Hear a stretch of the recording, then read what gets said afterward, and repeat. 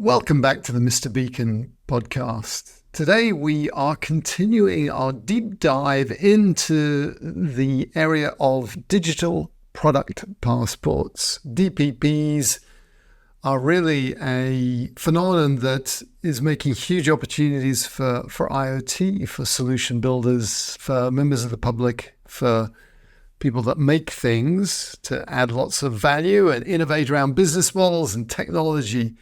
And in the past, we've covered DPP from the perspective of GS1 standards. Do check those past episodes out. Dominic Gunnard's been our man on the inside who's been involved in forging those standards. But this is going beyond that. We're going into the actual application of the new European Union DPP legislation to specific categories of products. We're going to be talking with Lauren Roman, who is chair of the NatBat Alliance for Advanced Transportation Batteries Track and Trace Committee. So she's a subject matter expert. She's also vice chair of the Society of Automotive Engineers Battery Global Traceability Standards Committee.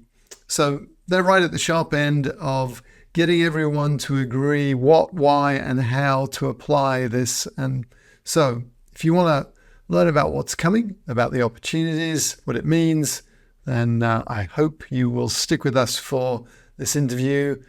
I really enjoyed it. Hopefully you will too.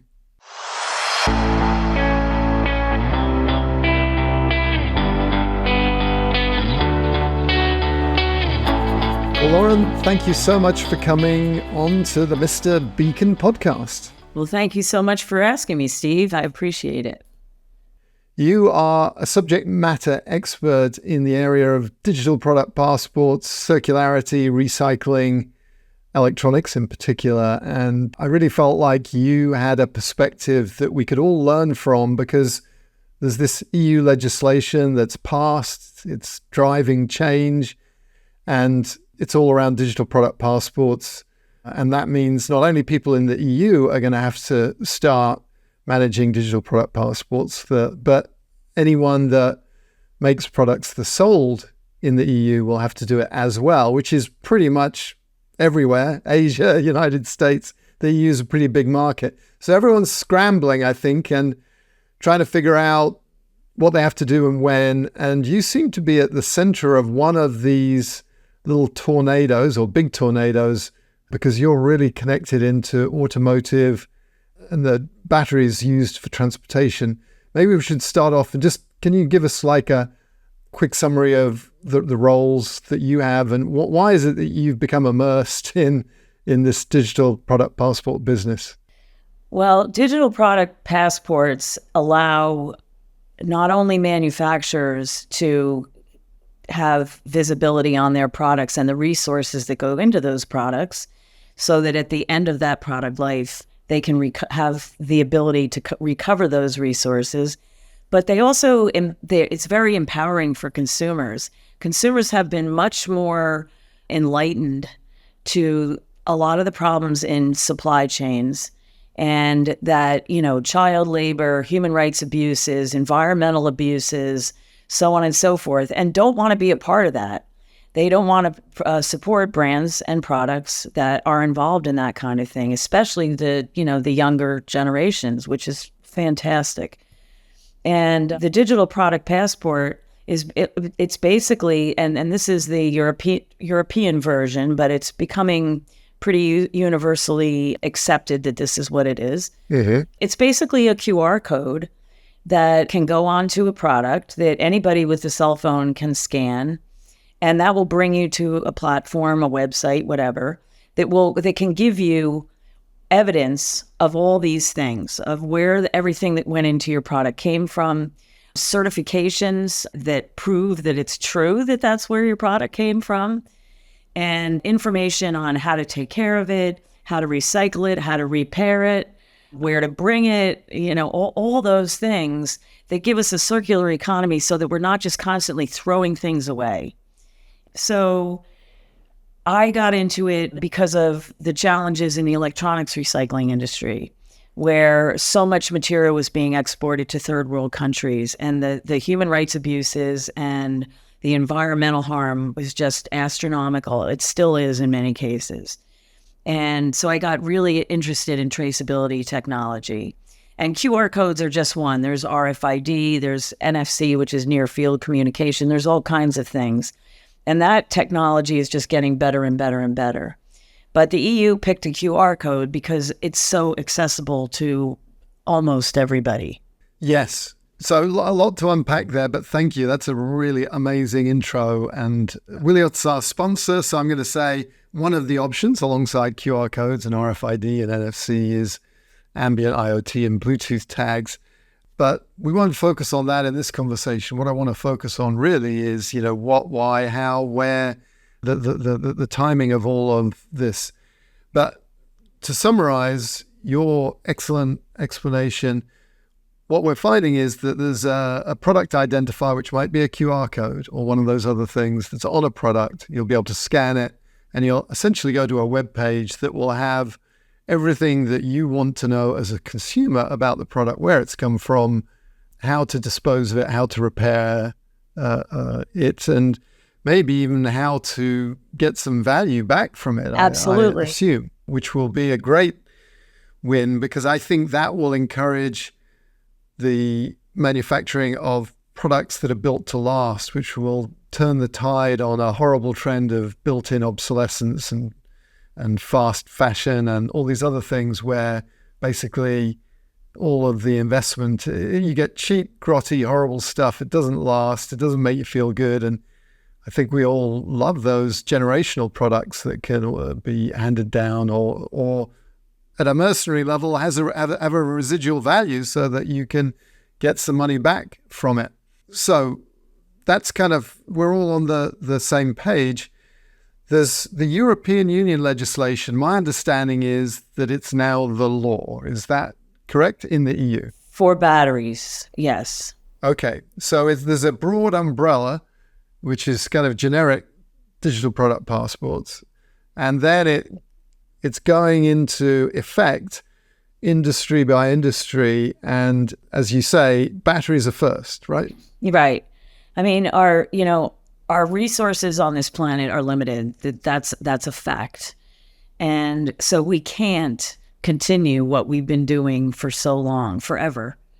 So after batteries, next on the list very soon is apparel and textiles.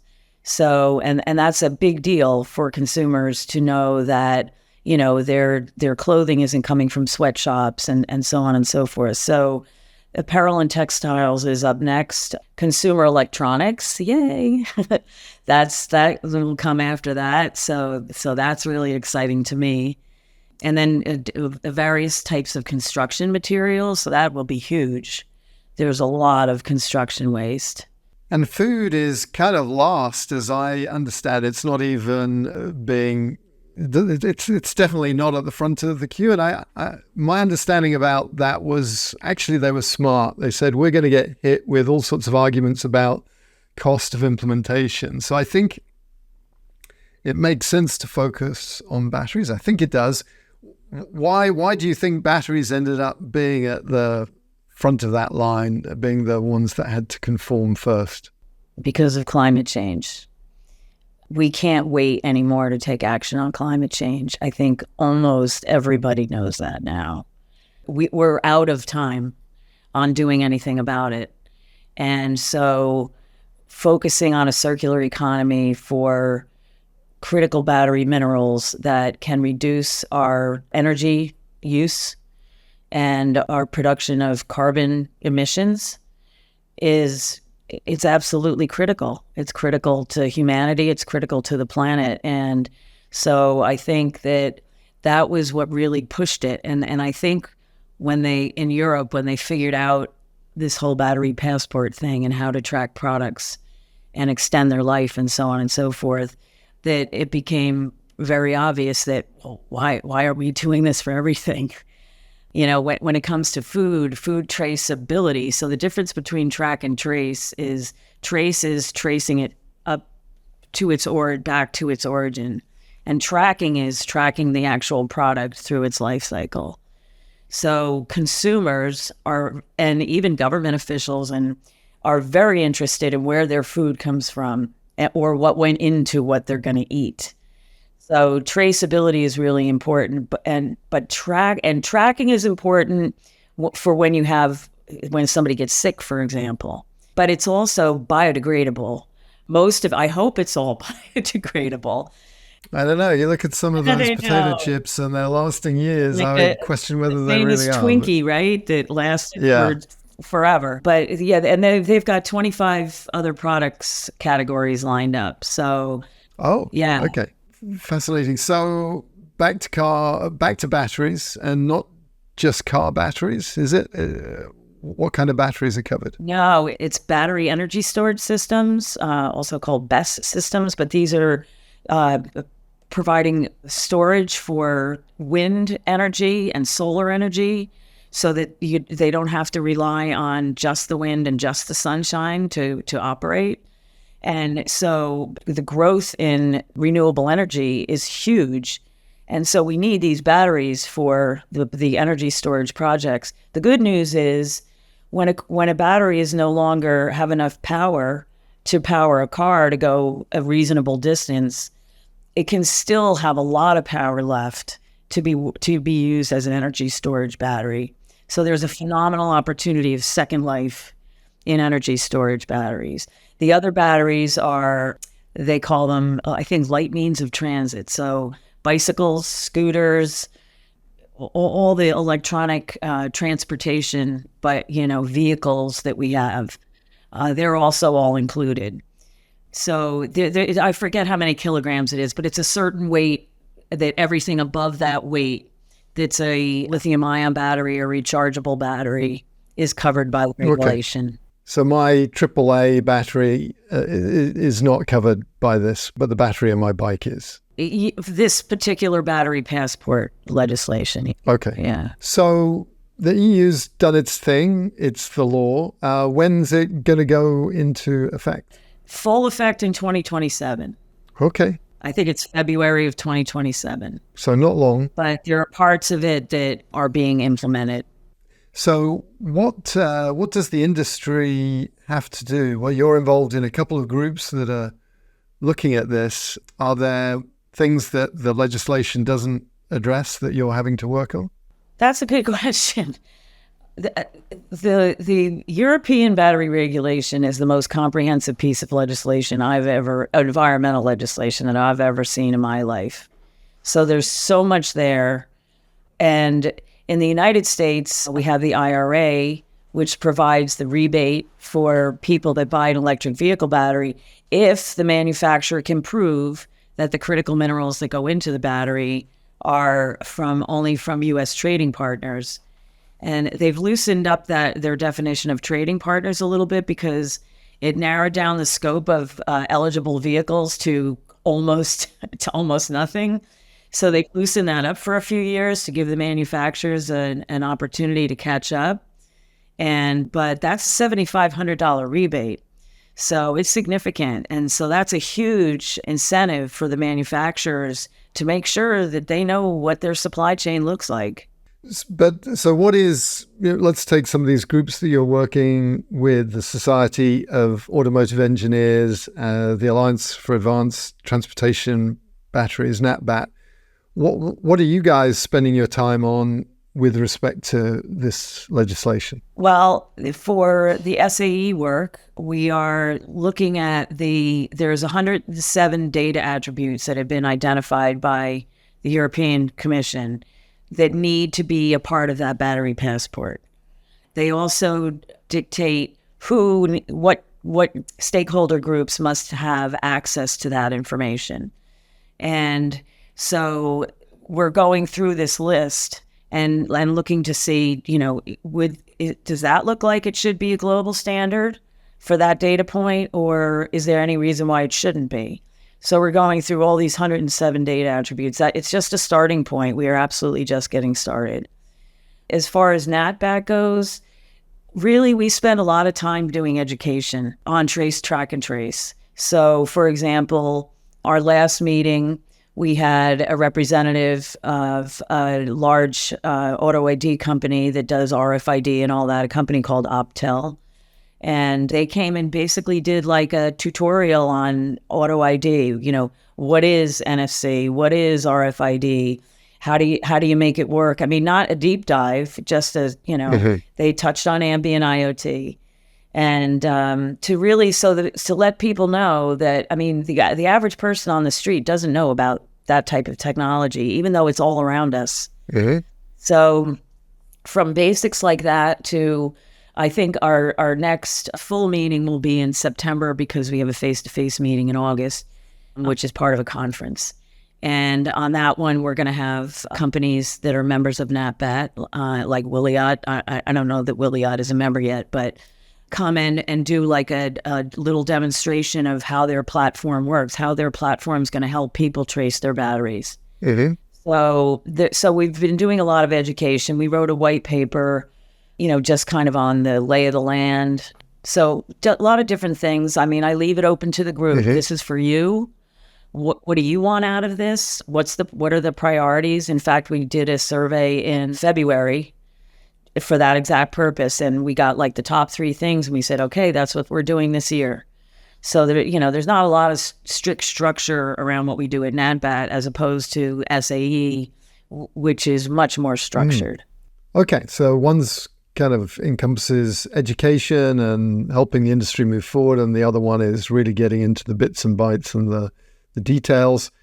Now, to what extent is this European standard really doing the thing that I claimed it would, which is to impact the way this business works globally, inside and outside of the EU? Am I, as a American consumer, I live in San Diego now, even though I grew up in England, am I going to be able to go and if I buy some more batteries for my power wall, which I've got outside my house or in the garage, and I want more batteries, am I going to be able to get the benefit of these digital product passports and find out whether this is the result of some really horrible production process or a good one? That's a great question. I would say if the manufacturer is putting their batteries on the market in Europe, and that's whether it's a U.S. manufacturer or another manufacturer,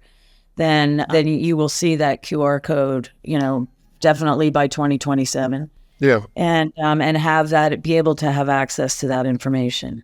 So there's a chance that it will spread beyond those borders, especially if the manufacturer is putting the systems in place for their European business. Well, hopefully there'll be some movement to put pressure so that they don't just kind of give the Europeans the information and they don't provide it to the Americans. And there's, you know, there are things happening in the U.S., not as fast, but a bill was proposed in end of April, I think, to fund the DOE, the Department of Energy, to develop digital battery identifiers, is what they're calling them. They're not calling them passports for whatever reason, but that include data on the origin of the battery materials and information on recycling and all the other things that I mentioned before.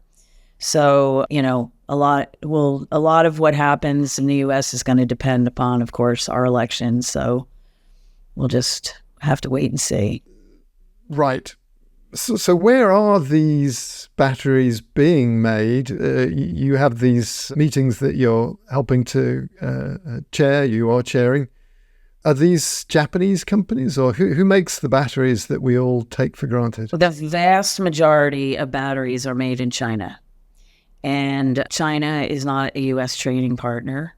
And so if a U.S. manufacturer is sourcing their batteries from China or other countries that that aren't our trading partners, then when you go to buy that car, you are not going to get a $7,500 rebate, because we are trying to up our domestic supply of critical battery minerals. The resources that go into batteries are not in the United States. Some of them are. I mean, like there's lithium and nickel and things like that. But cobalt, for example, the majority of that is in Africa. The whole point of these laws and having traceability in the United States right now, the government's incentive is to keep critical minerals in the United States. So the recycling industry has grown a lot in the United States over the past, 5 years. It's a long process. The technology is not nailed down. There's the traditional technology is pyrometallurgical, which means you have to burn it to get the minerals out. Mm-hmm. And that's a big carbon footprint. So the newer technology is hydrometallurgical, which is water-based and chemical-based and has a much smaller carbon footprint, but it's not as proven as the pyro. So these companies typically have to build a pilot plant, prove to their investors and everybody else that the technology is going to work, and then try to get to a commercial scale with additional funding. But the Department of Energy has put the Infrastructure Reinvestment Act, there's two IRA acronyms, and I always try to figure out which is which. But let's just say the federal government is putting a tremendous amount of money in creating a more robust domestic supply, and a big part of that is recycling. Yeah. So they've given huge grants to some of these companies that are to build out their technology so that we're going to be ready for all these batteries when they come. Yeah, that seems key, that we can't just continue to dig the minerals out of the ground. We've got to try and recycle, and hopefully before we do the recycling, reuse, which kind of means you're not having to break everything down. Exactly. And use these expensive processes. So I'm still trying to get my head around how this is going to be implemented. So I think I get the fact that there's going to be a web page with a lot of really interesting information, 107 attributes maybe. How do we know that the information is correct? Evidence. It's authentic. Okay. So, for example, let's just say that you're a battery manufacturer and there's an organization that has boots on the ground that goes in and audits these mines, let's say in the Democratic Republic of Congo. And they have a certificate that they will issue if that mine meets the certain level of standard. So somebody has that certificate and they can show the consumer that certificate. And the consumer can then, let's say, like the Responsible Minerals Initiative, I think the actual organization that does the boots on the ground is called IRMA, and it's something Responsible Mining, IRMA. And so you as a consumer could say, I'm going to go on the IRMA website and see if this mine is one of their certified mines. Or, so you know where to go to find out if it's real or if it's not. The other thing is, as a manufacturer, you're putting evidence out there saying, this is what I'm doing. And I mean, look what happened to Volkswagen with their emissions. It doesn't work well for these big corporations to lie about what they're doing, because ultimately they get caught. And there will be the people that are going to look and see if that certificate is legitimate, including government authorities.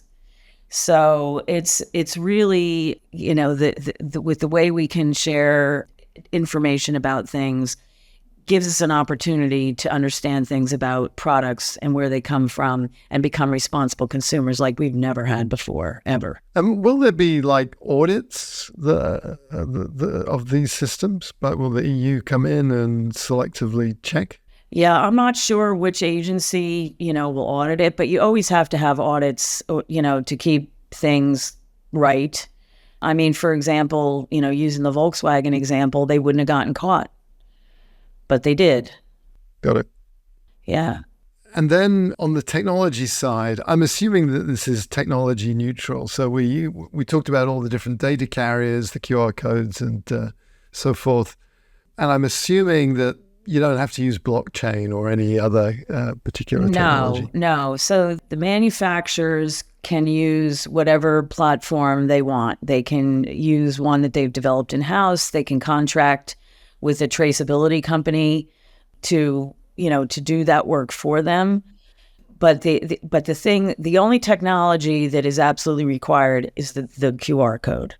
Okay. I'm not 100% sure. Yeah, it has to have a QR code. Even if you're using like RFID or something else, it still has to have a QR code, because right now for RFID, you need readers and things like that. And not everybody has those. Hardly anybody has those. Yes. So that's the only thing that is, set in stone, that it's got to be a QR code. That's very sensible.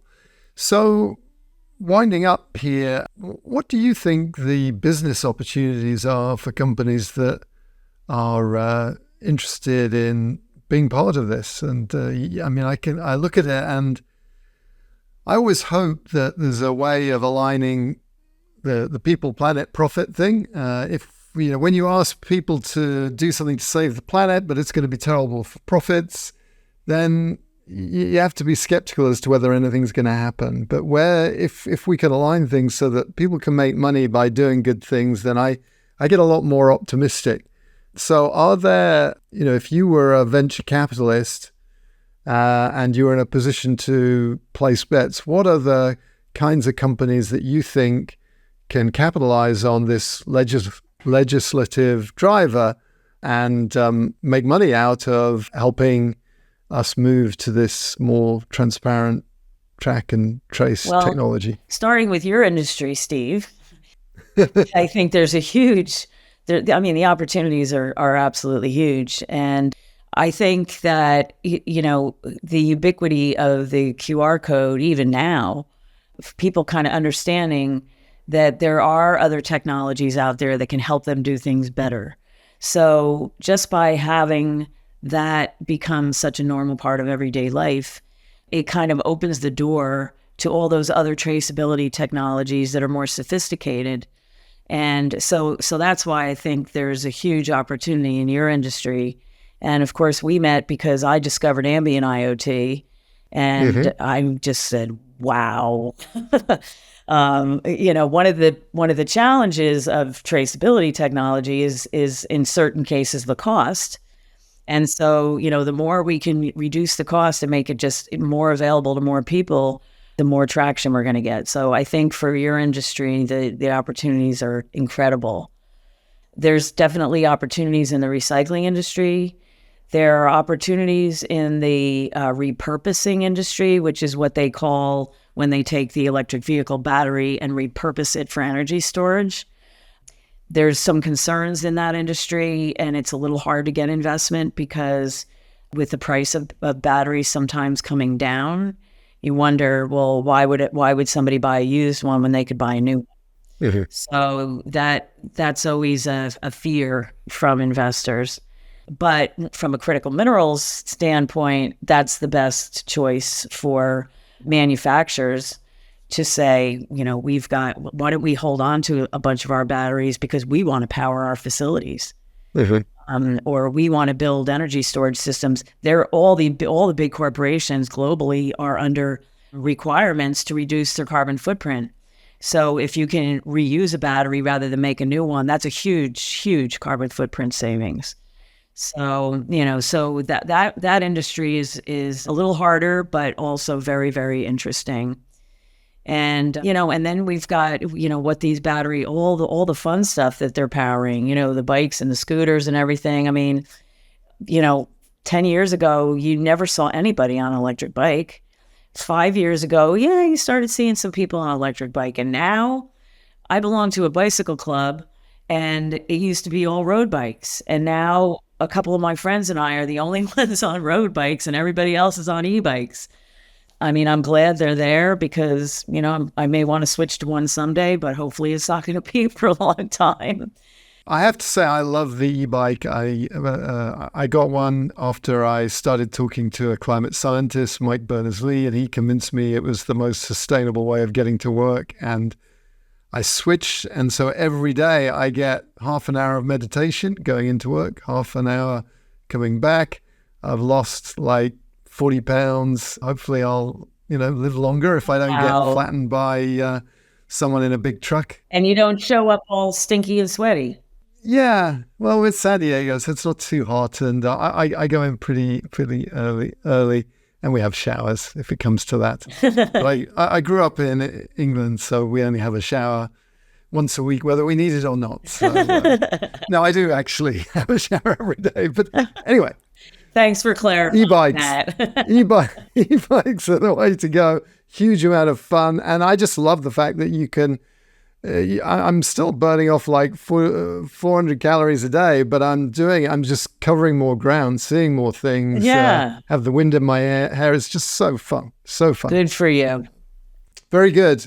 Well, Lauren, I've really enjoyed this. It sounds like there really is an opportunity for people to build some businesses. And, I think going beyond compliance is, that's one of the catchphrases that I've found myself using a lot. Let's use compliance as a catalyst for levels of automation that transform the business and create wonderful experiences for consumers. And it's clear that if you can tell people where their products come from, there's a way of building value, and hopefully the people that sell the products and do a really great job of a wonderful user experience where they tell the story of where the product came from and make people feel good about it, they'll learn that they can charge more for those products rather than just doing the bare minimum.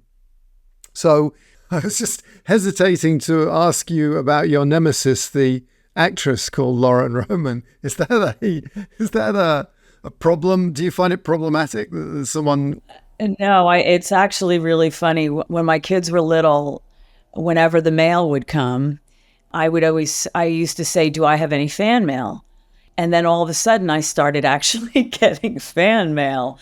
And I used to hang up these letters on the refrigerator, and my kids' friends would come over and I'd tell them, yeah, I'm really famous. I mean, look at all my fan mail. So no, that was the only thing that ever happened from that. Most people don't even know. Well, very good. So we've established that you're not really a famous actress, but you're very active in the circular economy, in the tracking and tracing and reverse logistics. And how did you get to this place where you are now? What's your story? Well, let's see. I spent most of my career in electronics lifecycle management and electronics recycling. And for anybody that knows anything about that industry, in the early days when it mostly started out that there were, mostly guys that were repairing electronics, and they just had these growing piles of scrap.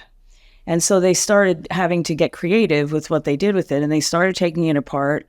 And then these exporters started knocking on their door and saying, I buy that stuff. And it was great because they didn't have anywhere to send it. And that's really how the whole industry started to grow. And then an organization actually based here in the Seattle area called the Basel Action Network did a documentary exposing, it's actually called Exporting Harm, the High-Tech Trashing of Asia. And I got very involved in that whole issue and actually worked with that nonprofit and another organization that developed best practice standards for electronics recyclers so that they could prove to their customers that they were doing it the right way and the sustainable way and, not harming people and the environment and so forth. And the standards were good, but they were dependent upon a once-a-year audit, and you knew when they were coming. And so everybody would stand at attention and clean up all the paperwork. And then many times when the auditors left, they would go back to doing business as usual. And that was extremely frustrating for me after all the years of work that I put into that. So I started doing a lot of research on auto ID, so RFID mainly, and those type of tracking technologies. And that ultimately led me to trip over blockchain technology, which is a wonderful way for people to share data about all kinds of things. And I wound up, I had also done a project for a client that was looking for outlets for electric vehicle batteries. They had a big scrap processing operation, and they processed scrap for smaller operations. And these smaller scrap recyclers were coming to them and saying, well, we're getting electric vehicle batteries. Can you take these? What do we do with these things? So they hired me to do a project for them to research what to do with electric vehicle batteries. And this was like 7 years ago. Anyway, I met this blockchain company and they said, oh, you have a background in electronics. Do you know anything about electric vehicle batteries? And I was like, well, yeah, some. And so they hired me to build their battery traceability business. And that was a lot of fun. They had started out tracking. And this is Everledger, right? Yes. And they started out tracking batteries from the mine. I'm sorry, diamonds from the mine to prevent blood diamonds from hitting the market. Sure. Got involved with a lot of anti-counterfeit and things like that. But we're very involved with the development of the Global Battery Alliance. So I joined them for 5 years.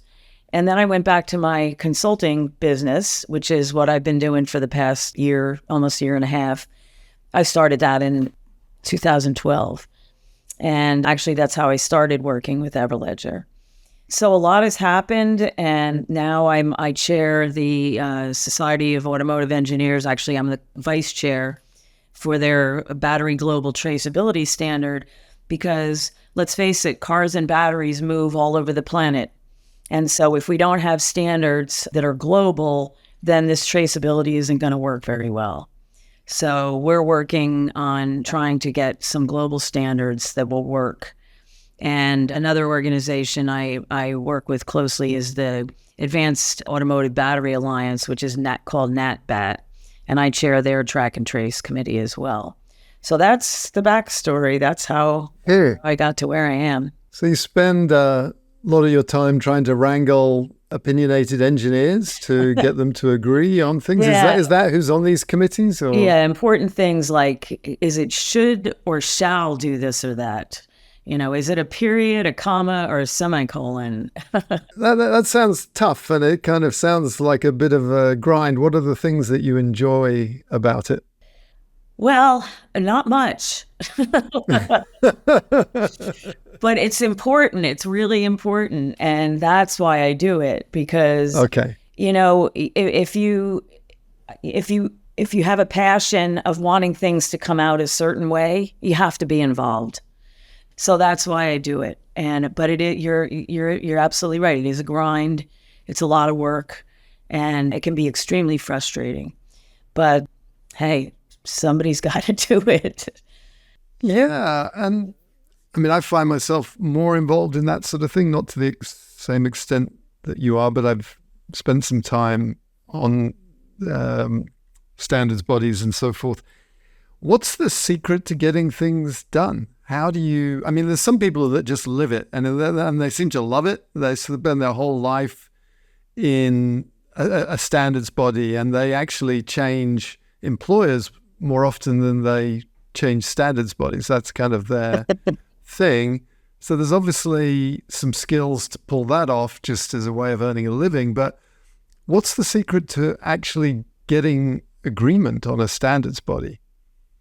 That's a really good question. I think it's just really like negotiating anything, that you have to remain open to other people's views and opinions and what's important to them. And, you know, be able to talk to them in a way where you can reflect back what they're saying and try to get to the bottom of what their concerns are. And I think that's what ultimately works. And when you have somebody who's hugely stubborn, when you're working in a group, usually there's somebody in that group that will have the magic sauce to get that person to sit back, maybe open up their thinking a little bit. So it's not just, you know, what I do, but it's really what the group dynamic does. And it can work really well sometimes. It can be really painful sometimes. Most of all, it's both. It does both. And how do the participants, because frequently they're representing a company with some interest that they're having to defend, how do you see the successful people managing that relationship? Because it's a bit like a peace negotiation. You kind of get in the room and you're arguing your point, but then you've got to convince all the people back home that what you've just agreed to is the right thing. And how do people do that? Well, I think that in as far as the electric vehicle battery and energy storage battery business goes, there right now there's so much, I hate to use the word energy, but there's so much energy and excitement and interest, and there's also, most importantly, regulations coming into play that I'll give you an example.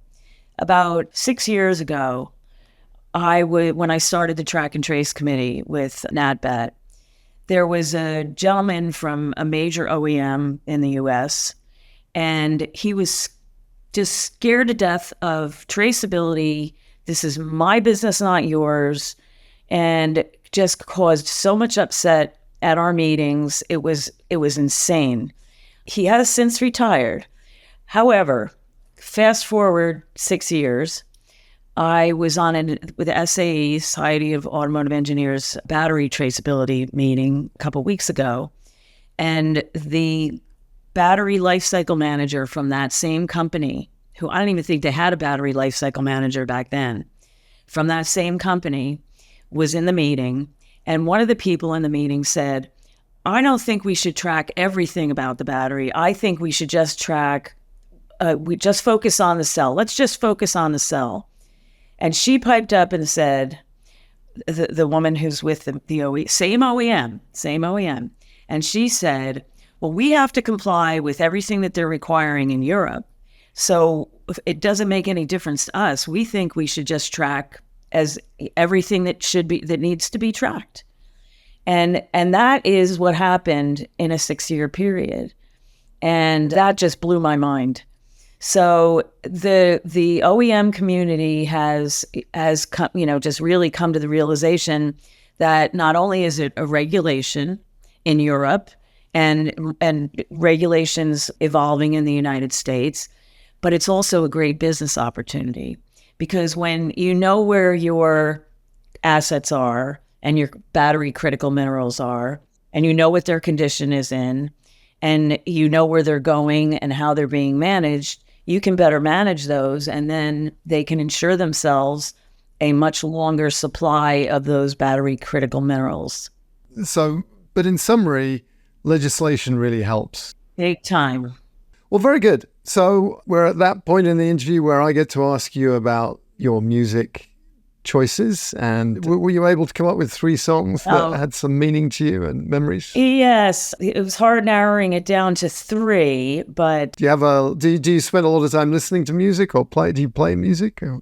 I do. I listen to music a lot. And I'm also one of those people that has a constant earworm. There's always a song playing,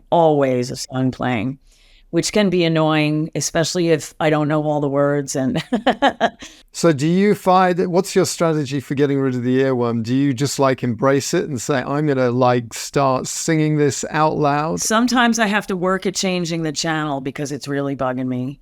And sometimes it just goes away. If I'm getting a perfect example, when I do a lot of hiking, and there's always an earworm when I start, and I'm like, oh, I just want to be out here in nature and enjoy this and get rid of this song.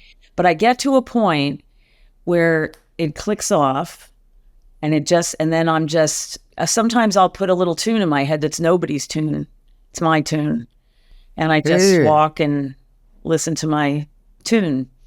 And that usually happens when I get to a certain level of tiredness. And then I just kind of get into it. So the 3 songs that come back a lot, or I should say, or have meaning. One of them is got to be 30 years old, maybe. It's a song called More Than Words, and it's by a band called Extreme. They were really, really heavy rock band, and they came out with acoustic guitars and recorded this one song, and it's absolutely beautiful, and I love it. And it's about more than words. You need to give me more than words to tell me that you love me, to show me that. And it's a really beautiful song. And another one is Have I Told You Lately That I Love You? And that's Rod Stewart.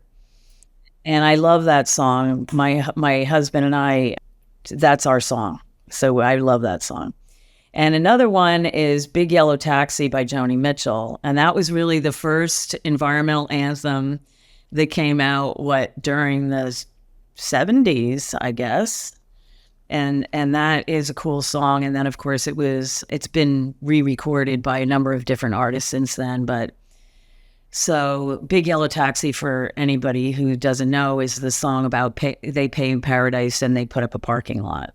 Oh, yes. Yes, yeah. That is such a classic, isn't it? Yes. I love her music, but I've heard some terrible things about what she's like to work with. Like, she's just apparently a nightmare. But that could just be people who wanted her to do what they wanted to do and they didn't get on. Right. It's hard to know. And Rod Stewart is like this Zelig character, one of these people that just pops up in so many stories. I'm addicted to listening to the autobiographies of rock musicians. I'm listening to Eric Clapton's autobiography, which is fascinating. Oh, wow. Had a really troubled childhood and and he ends up meeting everyone, Jimi Hendrix, B.B. King. It's amazing. And of course, Rod Stewart. But Rod Stewart is like almost every single biography that I read or listen to. He's in it. So he's got around. So very good. Well, great songs. Thank you very much for sharing. And thank you so much for coming on the podcast, Lauren. Thank you so much. It was my pleasure. Thanks for watching this episode of the Mr. Beacon Ambient IoT podcast here on YouTube. You can listen to this episode on iTunes, Spotify, or wherever you get your podcasts. If you enjoyed it, please like and share this video. And be sure to subscribe for more videos. For more information about Wiliot, Ambient IoT, and IoT Pixels, head over to wiliot.com.